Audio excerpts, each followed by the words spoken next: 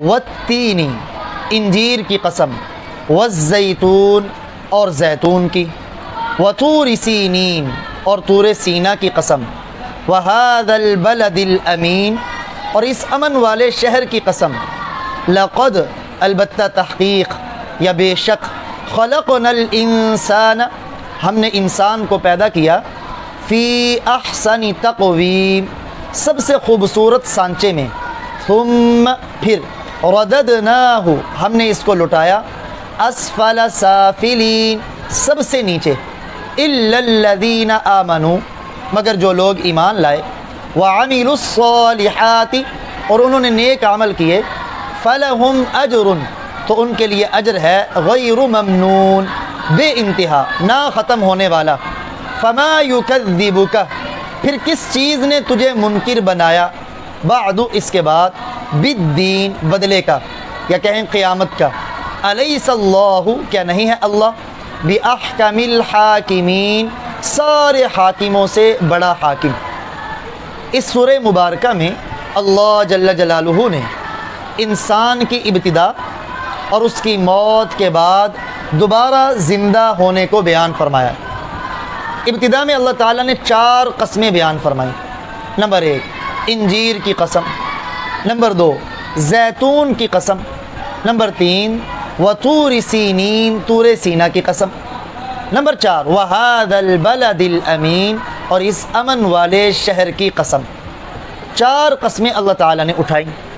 اب ان میں پہلی چیز انجیر، اب انجیر کی قسم اٹھائی، بتلا دیا کہ انجیر بڑی برکت والی اور بہت زیادہ نفع والی چیز ہے۔ یہ یا تو انجیر کی قسم ہے جو پھل ہے بھی بڑے نفع والا ہے، یا یہ انجیر کے درخت کی قسم ہے کہ انجیر کا درخت بھی بڑے منافع والا ہے اور بڑی برکات والا ہے۔ اور علماء نے یہ بھی لکھا یا یہ اس جگہ کی قسم ہے جہاں انجیر اور زیتون کے درخت زیادہ پائے جاتے ہیں، اور وہ ملک شام کی سرزمین ہے، کیونکہ ملک شام کی سرزمین انبیاء کا مرکز ہے، انبیاء کا معدن ہے، یعنی زیادہ انبیاء ملک شام کی سرزمین میں آئے۔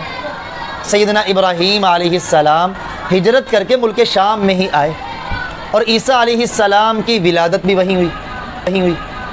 وَهَذَا الْبَلَدِ الْأَمِينَ اور اس امن والے شہر کی قسم۔ اسی طرح یہ جو زیتون کی قسم ہے، یا تو زیتون کی قسم ہے یا زیتون کے درخت کی قسم ہے، یا جس جگہ پر زیتون کا درخت کثرت سے پایا جاتا ہے یعنی ملک شام، اس سرزمین کی قسم ہے۔ وطور سینین اور طور سینا کی قسم۔ سینا وہ مقام ہے جس میں طور پہاڑ ہے، طور سرسبز و شاداب پہاڑ کو کہتے ہیں۔ ایک پہاڑ وہ ہوتا ہے جو خشک ہوتا ہے، خشک پہاڑ کے مقابلے میں جو پہاڑ سرسبز و شاداب ہوتا ہے وہ زیادہ خوبصورت لگتا ہے، اس کے اندر منافع زیادہ ہوتے ہیں، برکتیں زیادہ ہوتی ہیں، قسم قسم کی بوٹیاں پائی جاتی ہیں۔ اور یہ تو پھر وہ پہاڑ ہے جہاں انجیر اور زیتون کے درخت ہیں، سبحان اللہ۔ اور پھر یہ عام پہاڑ نہیں، اللہ تعالیٰ کی تجلیات کا پہاڑ ہے۔ یہی تو وہ پہاڑ ہے جس پر موسیٰ علیہ السلام اللہ تعالیٰ سے ہم کلام ہوا کرتے تھے، یہی وہ پہاڑ ہے جس پر اللہ تعالیٰ کی تجلیات پڑا کرتی تھی۔ تو اس کے برکات اور زیادہ منافع والے ہونے میں کوئی شک و شبہ نہیں۔ چوتھا وَهَذَا الْبَلَدِ الْأَمِينَ اور اس امن والے شہر کی قسم۔ اس سے مراد مکۃ المکرمہ ہے۔ اب مکۃ المکرمہ کی برکتیں کتنی ہیں، کسی مسلمان کو اس کے اندر ذرہ برابر بھی شک و شبہ نہیں۔ یہی تو وہ جگہ ہے جہاں انبیاء کے سردار کی ولادت ہوئی، یہی تو وہ جگہ ہے جہاں پر سب سے عظمت والی کتاب قرآن پاک نازل ہوئی، یہی تو وہ جگہ ہے جہاں اللہ تعالیٰ کا گھر بیت اللہ ہے یعنی کعبہ شریف ہے۔ تو اس کی برکات اور منافع میں بھی کوئی شک و شبہ۔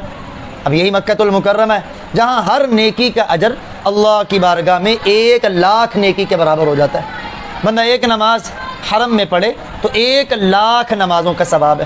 تو گویا یہ چاروں چیزیں، ان کی برکات بھی بڑی ہیں، ان کے منافع بھی بڑے ہیں۔ اور بعض مفسرین نے یہ لکھا کہ یہ جو قسمیں اٹھائی گئی ہیں نا، گویا یہاں 3 انبیاء کا ذکر ہے۔ پہلا والتین والزیتون، یہ اس جگہ کی قسم ہے جہاں انجیر اور زیتون کے درخت زیادہ پائے جاتے ہیں۔ یہ وہ پہاڑ ہے، یعنی اس پہاڑ کو ان چیزوں نے، ان درختوں نے چھپایا ہوا ہے۔ اور یہ وہ پہاڑ ہے جہاں اللہ کے پاک پیغمبر عیسیٰ علیہ السلام کی ولادت ہوئی، بلند جگہ تھی نا جہاں ان کی ولادت ہوئی۔ اور دوسرا وطور سینین، یہ وہ طور کا پہاڑ ہے جہاں موسیٰ علیہ السلام اللہ سے ہم کلام ہوا کرتے تھے، یعنی یہاں موسیٰ علیہ السلام کا ذکر ہے۔ اور وَهَذَا الْبَلَدِ الْأَمِينَ، اور اس امن والے شہر کی قسم، اس سے مراد مکۃ المکرمہ ہے جہاں نبیوں کے امام، نبیوں کے سردار کی ولادت کی جگہ۔ وَهَذَا الْبَلَدِ الْأَمِينَ، دیکھیں یہ جو انجیر ہے نا، انجیر کی بڑی برکات ہیں، انجیر کے بڑے فوائد ہیں، یہ غذا بھی ہے، یہ دوا بھی ہے، اور عمدہ ترین میوہ بھی ہے۔ انجیر ہلکا پھلکا سا پھل ہے لیکن جلد ہضم ہو جانے والا ہے، اور اس کے عجائب میں یہ ہے کہ اس کے اندر گٹلی کوئی نہیں، یعنی یہ جو درخت پہ لگتا ہے نا مکمل کا مکمل ہی کھانے والا ہوتا ہے، اس کی کوئی چیز پھینکی نہیں جاتی، اس کی کوئی چیز پھینکی نہیں جاتی۔ اور اس کی عجائبات میں یہ چیز بھی ہے کہ دیکھیں یہ ایک لقمے کے برابر ہے، کوئی بھی چیز انسان کھاتا ہے نا تو اسے توڑتا ہے، علیحدہ کرتا ہے، یہ مکمل کا مکمل بھی آپ منہ میں ڈالیں تو آپ کو مشقت نہیں ہوگی کہ میں نے بڑا لقمہ ڈال لیا۔ تو انجیر کے بڑے فوائد ہیں۔ اور پھر آگے زیتون، زیتون کے منافع اور فائدے انجیر سے بھی زیادہ ہیں۔ زیتون، خواہ زیتون کا تیل ہو، زیتون کا پھل ہو، زیتون کا درخت ہو، ہر چیز نفع والی، یعنی زیتون کی بھی کوئی چیز ضائع نہیں ہوتی، کوئی چیز ضائع نہیں۔ یہ بھی غذا کی غذا ہے، دوا کی دوا ہے، اور عمدہ ترین میوہ ہے زیتون۔ اور دوسرا زیتون وہ ہے جسے اللہ جل جلالہ نے قرآن پاک میں شجرہ مبارکہ کہا گیا ہے، برکت والا درخت، زیتونۃ لا شرقیہ ولا غربیہ۔ علامہ ابن سیرین رحمہ اللہ تعالی بہت بڑے خوابوں کی تعبیر کے عالم گزرے ہیں۔ تعبیر الرؤیا، خوابوں کی تعبیر کی ایک جامع کتاب ہے علامہ ابن سیرین رحمہ اللہ تعالیٰ کی۔ ان کے پاس ایک آدمی آیا، اس نے کہا کہ میں نے خواب میں دیکھا ہے لا، کہ تمہارا علاج 2 لا کے درمیان ہے، 2 لا کے درمیان ہے۔ تو علامہ ابن سیرین رحمہ اللہ نے فرمایا کہ تمہارا علاج زیتون کے اندر ہے، کیونکہ قرآن نے اسی کو 2 لا کے درمیان ذکر کیا ہے، لا شرقیہ ولا غربیہ، نہ وہ مشرقی جانب ہے نہ وہ مغربی جانب ہے، تو 2 لا کے درمیان زیتون ہے، تو تمہارا علاج زیتون کے اندر ہے۔ اب زیتون، اس کا پھل بھی کھانے والا ہے، اس کا تیل لگانے والا ہے، اور تیل جلانے والا ہے، اور اس کی لکڑی بھی جلانے والی۔ جب آپ زیتون کے درخت کی لکڑی جلائیں گے نا تو جو اس کی راکھ ہے وہ بھی صابن کا کام دیتی، یعنی کوئی چیز اور عضو اس کا ضائع نہیں ہے زیتون کا۔ اللہ اکبر۔ اسی کا تیل جب وہ جلتا ہے نا دیے میں، اللہ تعالیٰ نے اسی کو تشبیہ دی ہے، اپنے نور کو اس کے ساتھ تشبیہ دی ہے۔ اللہ، یعنی زیتون کا تیل اگر دیے میں جلے تو کتنا نور نکلتا ہے، اس نور کو اللہ نے اپنے نور کے ساتھ تشبیہ دی ہے۔ اور طور سینا کی قسم، طور سرسبز پہاڑ کو کہتے ہیں، یعنی جو درختوں سے بھرا ہوا ہو، پھر یہ خشک پہاڑ کے مقابلے میں زیادہ خوبصورت لگتا ہے، زیادہ نفع والا ہے، زیادہ فوائد والا ہے، قسم قسم کی جڑی بوٹیاں۔ اور پھر اس پہاڑ کے اوپر تو انجیر کے درخت بھی ہیں اور زیتون کے درخت بھی ہیں۔ اور پھر اس پہاڑ کی عجیب خاصیت یہ ہے کہ اس پہاڑ پر اللہ کی تجلیات اور انوارات کی بارش ہوتی، کہ اللہ کے پاک پیغمبر موسیٰ علیہ السلام اس پہاڑ پر اللہ سے ہم کلام ہوا کرتے تھے۔ اسے طور سینا بھی قرآن میں کہا گیا اور طور سینین بھی اس آیت مبارکہ میں کہا گیا ہے۔ اصل میں سینا اس مقام کا نام ہے جہاں طور پہاڑ واقع ہے، جہاں طور پہاڑ واقع۔ وَهَذَا الْبَلَدِ الْأَمِينَ، اور اس امن والے شہر کی قسم۔ یہ جو امین کا لفظ ہے نا، امین کا ایک معنی ہے امانت دار، یعنی مکہ شہر اپنے رہنے والے باشندوں کا امانت دار اور محافظ ہے، امانت دار بھی ہے اور محافظ بھی ہے۔ اور امین کا ایک معنی ہے مامون، محفوظ۔ کیا مطلب؟ کہ جو شخص مکۃ المکرمہ میں داخل ہو گیا وہ محفوظ ہو گیا، اب اسے کوئی قتل نہیں کر سکتا۔ یعنی اگر کوئی آدمی کسی کو جان بوجھ کے قتل کر کے اس شہر میں داخل ہو گیا، حالانکہ قصاصاً اسے قتل کیا جانا تھا، لیکن اب اس کا خون محفوظ ہو گیا، اب اسے وہاں قتل نہیں کیا جا سکتا، باہر نکلے گا تو اسے قتل کیا جائے گا۔ تو مکہ شہر اپنے رہنے والوں کی حفاظت کرنے والا بھی ہے۔ لَقَدْ خَلَقْنَا الْإِنسَانَ فِي أَحْسَنِ تَقْوِيمٍ۔ اب دیکھیں یہاں تاکید، لام بھی تاکید کا ہے، قد بھی تحقیق کے لیے آتا ہے، ماضی پر داخل ہو، اور خلقنا 2 تاکیدیں آ جائیں اور بعد میں ماضی آ جائے، یہ قسم کا فائدہ دیتا ہے۔ یعنی گویا یہ پانچویں قسم ہے کہ اللہ فرما رہے ہیں مجھے اپنی کبریائی کی قسم، مجھے اپنی ذات کی قسم کہ ہم نے انسان کو سب سے خوبصورت سانچے میں پیدا کیا، یا یہ کہہ لیں بے شک ہم نے انسان کو سب سے خوبصورت سانچے میں پیدا کیا۔ چار قسمیں اٹھائیں، اور اٹھانے کے بعد اللہ بیان کیا کر رہے ہیں؟ یہ بات بیان کر رہے ہیں کہ میری مخلوق میں سب سے زیادہ خوبصورت وہ انسان ہے۔ سبحان اللہ، یعنی انسان اپنی فطرت میں، اپنی حیت اور شکل میں ساری مخلوق سے زیادہ خوبصورت ہے، اور پھر یہ اللہ کی مخلوقات میں سب سے جامع مخلوق ہے۔ دیکھیں یہ دنیا کا جہاں ہے نا، جو آسمان و زمین کا جو نظام ہے، اسے کہتے ہیں عالم اکبر، بڑا جہان۔ اگر کسی نے اس بڑے جہان کو چھوٹی شکل میں دیکھنا ہو، چھوٹے جسم میں دیکھنا ہو، تو وہ انسان کو دیکھ لے۔ یعنی انسان عالم اصغر ہے، ساری کائنات کے سارے نمونے اس چھوٹے سے جسم کے اندر اللہ نے پیدا کر دیا، چھوٹے سے جسم میں پیدا کر دی۔ اب انسان کے اندر فرشتوں والی صفات بھی موجود ہیں، انسان کے اندر درندوں والی صفات بھی موجود ہیں، انسان کے اندر چوپایوں والی صفات بھی موجود ہیں، انسان کے اندر شیطانی خبائث بھی موجود ہیں، لیکن انسان کو اللہ تعالیٰ نے ارادہ دیا ہے، یہ اپنے ارادے اور اختیار سے اپنی فرشتہ صفت کو غالب کرتا ہے تو اس کا مقام فرشتوں سے اونچا ہو جاتا ہے، اور یہ اپنی فرشتہ صفات کو مغلوب کرتا ہے، اور درندہ صفات کو جب غالب کرتا ہے، شیطانی صفات کو جب غالب کرتا ہے، اور چوپایوں والے خبائث کو جب غالب کرتا ہے، تو پھر یہ جانوروں سے بھی بدتر ہو جاتا ہے۔ لقد خلقنا الانسان فی احسن تقویم، سب سے زیادہ خوبصورت۔ اب دیکھیں نا، انسان جس کیفیت میں بھی ہو نا، یہ انسان کی فطرت ہے۔ اگر کسی کے پاس سائیکل ہے نا، موٹر سائیکل والے کو دیکھے گا کہ کاش میرے پاس موٹر سائیکل ہوتی، کسی کے پاس موٹر سائیکل ہے تو اعلیٰ چیز کاش میرے پاس کار ہوتی، کسی کے پاس مکان ہے تو وہ کہتا ہے کاش میرے پاس کوٹھی، یعنی اپنے سے اعلیٰ حالت کی تمنا کرنا یہ انسان کی فطرت کے اندر داخل ہے۔ لیکن آپ ذرا غور کریں، انسان ساری مخلوقات میں سب سے زیادہ حسین کیسے؟ ایک انسان سب سے زیادہ سیاہ رنگ والا ہو، شکل و صورت میں سارے کہتے ہیں یار کتنا بدصورت ہے، کتنا بدصورت ہے، اس کی شکل کتنی بدصورت ہے، دیکھ کے انسان کو ڈر لگ جاتا ہے۔ لیکن اسے انسان سے پوچھیں، جسے آپ سب سے زیادہ بدصورت کہہ رہے ہیں نا، سب سے زیادہ قبیح کہہ رہے ہیں، اس سے پوچھیں آیا کبھی اس کے دل میں یہ تمنا آئی ہے کہ میں انسان نہ ہوتا، گدھے میں جو گدھے کا بچہ ہے نا سب سے خوبصورت، میری روح اس میں ڈال دی جاتی؟ کبھی کوئی انسان تمنا کرے گا کہ جانوروں میں جب سب سے زیادہ خوبصورت جانور ہے نا میں وہ بن جاؤں؟ نہیں نہیں، وہ کتنا بھی بدصورت ہو، کبھی چونکہ وہ نچلی چیزیں ہیں اور انسان ان میں اعلیٰ چیز ہے، اور کبھی انسان پستی کی تمنا نہیں کرتا، جب بھی تمنا کرتا ہے اعلیٰ چیز کی کرتا ہے، اور انسانوں سے اعلیٰ کوئی اور مخلوق۔ اس پر ایک واقعہ لکھا ہے تفسیر قرطبی میں، امام قرطبی رحمہ اللہ تعالیٰ نے۔ خلیفہ تھا ابو جعفر منصور، اس کا ایک دوست تھا عیسیٰ بن موسیٰ ہاشمی، بڑا اس کی بیوی بڑی خوبصورت تھی، بڑی حسین و جمیل تھی، اور میاں بیوی میں محبت بڑی زیادہ تھی۔ ایک دن چاندنی رات تھی، 14ویں کا چاند تھا، دونوں بیٹھے ہوئے تھے کہ وہ عیسیٰ بن موسیٰ اپنی بیوی سے کہنے لگا اگر تو چاند سے زیادہ حسین نہیں تو تجھے طلاق۔ اب بیوی وہاں سے اٹھی اور اس سے پردہ کر لیا کہ تو نے تو مجھے طلاق دے دی، اب تو میں تیری بیوی رہی نہیں۔ اب عیسیٰ بن موسیٰ بڑا پریشان ہوا کہ یہ میں کیا کر بیٹھا، اتنی حسین و جمیل بیوی، اتنی فرما بردار بیوی، اتنی اچھی بیوی، میں نے دل لگی کے اندر ہی اسے طلاق دے دی۔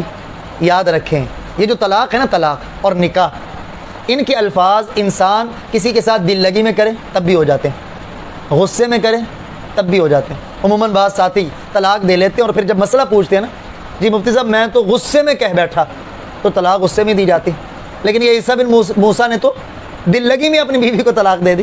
اب رات کیسے بے چینی کی حالت میں اس نے گزاری، صبح ہوئی تو خلیفہ ابو جعفر منصور کے دربار میں پہنچا، جا کے کہنے لگا میرے مسئلے کا کوئی حل نکالو نہیں تو میں مر جاؤں گا، میں تو رات بیوی کو یوں کہہ بیٹھا اور بیوی نے کہا مجھے تو طلاق ہو گئی۔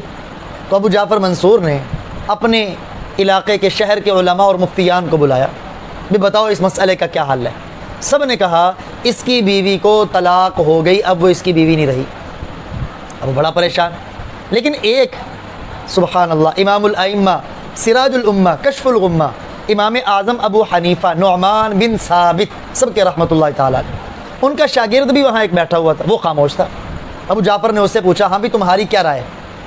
اس نے کہا طلاق نہیں ہوئی، طلاق نہیں ہوئی۔ سارے علماء بڑے حیران، کہ واضح طلاق ہے، طلاق کا لفظ ہے، اور طلاق کا لفظ جب بندہ زبان سے بولے نا، نیت نہ بھی کرے تب بھی طلاق ہو جاتی، تو یہ کیسے کہہ رہے ہیں کہ طلاق نہیں ہوئی؟ اس نے کہا میرے پاس دلیل ہے، اور دلیل بھی کیا ہے؟ اللہ کا قرآن ہے۔ یہ جو فقہ حنفی ہے نا، فقہ حنفی کوئی اپنی بنائی ہوئی نہیں ہے، ان میں سب سے پہلے مسئلے کا حل اللہ کے قرآن سے پیش کیا جاتا ہے۔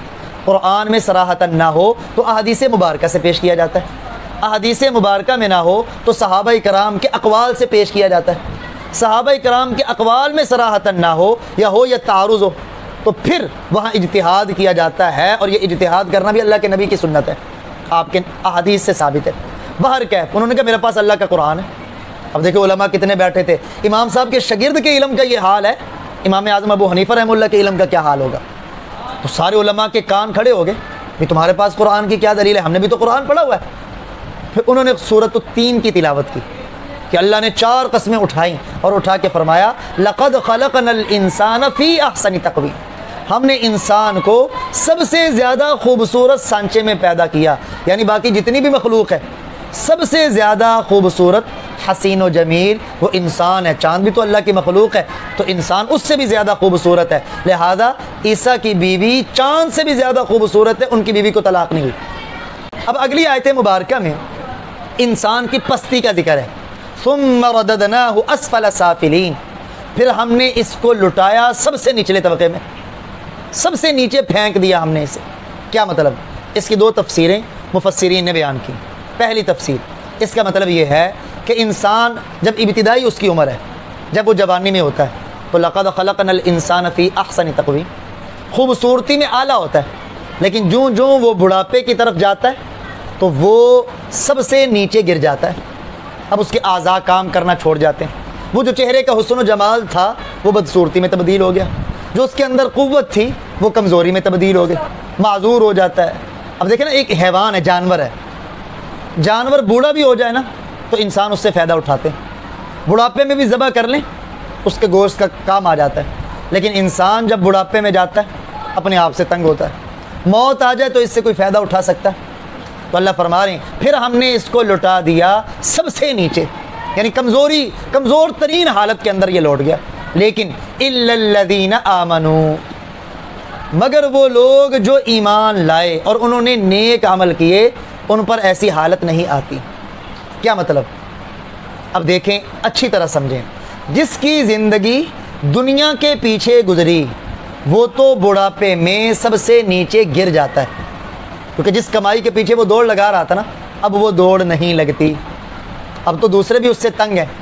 اور جس ایمان والے نے زندگی گزاری نیکیوں میں، اب وہ بڑھاپے میں آیا ہے نا، اگرچہ کر نہیں پا رہا نیکیاں، حدیث مبارکہ میں آیا جناب نبی اکرم صلی اللہ علیہ وآلہ وسلم نے فرمایا کہ جب مسلمان بیماری میں مبتلا ہوتا ہے، اللہ تعالیٰ اعمال لکھنے والے فرشتوں کو حکم دیتے ہیں کہ جو عمل یہ اپنی صحت اور تندرستی کے زمانے میں کر رہا تھا نا، اب بیماری کی وجہ سے وہ نہیں کر پا رہا، اس کے نامہ اعمال میں تندرستی والے عملوں کی نیکیاں لکھتے جا۔ اور روایات میں آتا ہے کہ یہی بوڑھے کے لیے بھی ہے، یہی بیمار کے لیے بھی ہے، اور یہی مسافر کے لیے بھی ہے۔ جو بندہ اپنے مقام پہ رہ کے نیکیاں کر پاتا ہے نا، سفر میں نہ کر پائے تو اللہ تعالیٰ فرشتوں کو کہتے ہیں اس کے مقام والی نیکیاں لکھتے رہو۔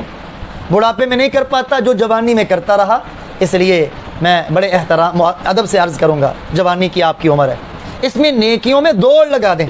جب بڑھاپا آئے گا نا، یہ نہیں کر پائیں گے آپ، لیکن آپ کی یہی والی نیکیاں لکھی جائیں گی۔ تو یہ اسفل سافلین اس کے لیے نہیں ہے جس کی زندگی ایمان والی اور نیکی والی گزری ہو۔ اس لیے علماء نے لکھا ہے کہ جو بندہ حافظ قرآن ہے، جس کے سینے میں حفظ قرآن پاک محفوظ ہے، دین کا علم جس کے پاس ہے، اس کے اوپر یہ حالت نہیں آتی، یعنی وہ بڑھاپے میں بھی چلا جائے نا تو اس کی قدر و قیمت جوانی سے بھی بڑھ جاتی۔ یہ جو نیک لوگ ہوتے ہیں نا، اللہ کے اولیاء، جوانی میں جو ان کی قدر و قیمت ہوتی، بڑھاپے میں قدر و قیمت جوانی سے بھی بڑھ جاتی۔ لوگ ہاتھوں پہ اٹھاتے ہیں، ان کے دیکھنے کو ثواب سمجھتے ہیں، ان کی خدمت کو اپنے لیے جنت کا ذریعہ سمجھتے ہیں۔ تو یہ اسفل سافلین ان کے لیے نہیں ہے جن کی زندگی ایمان اور نیکی والی گزری ہوگی۔ یہ بات سمجھ میں آ گئی آپ؟ معاشرے میں بھی ایسے ہی ہے۔ ہاں، یعنی بڑھاپے میں جو دنیا دار بندہ ہے نا، دنیا دار بندہ وہ ہے جو اپنی دنیا کے پیچھے اپنے اللہ اور رسول کو بھول گیا۔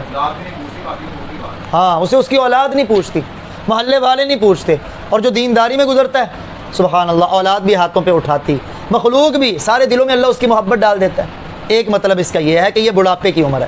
دوسرا مطلب ثم رددناہ اسفل سافلین، اس سے مراد ہے کفار اور فجار، یعنی اللہ تعالیٰ نے اس کو سب سے زیادہ خوبصورت بنایا تھا، اس کے اندر اخلاق، اس کے اندر کردار، اس کی ظاہری بناوٹ اور سجاوٹ ساری مخلوق سے اعلیٰ تھی، لیکن اس نے کیا کیا؟